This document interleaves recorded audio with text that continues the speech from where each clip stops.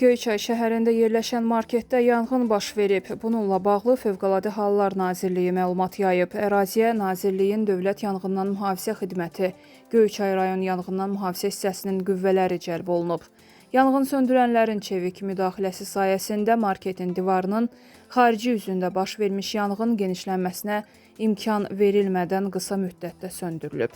Yanğın nəticəsində marketin divarının xarici üzündə bir ədəd vitrin soyuducusunun, 2 ədəd kondensayerin mühərrik hissəsi və yaxınlıqda istifadəyə yararsız ərzaq malları 15 kvadrat metr sahədə yanıb. Market və bina yanğından mühafizə olunub.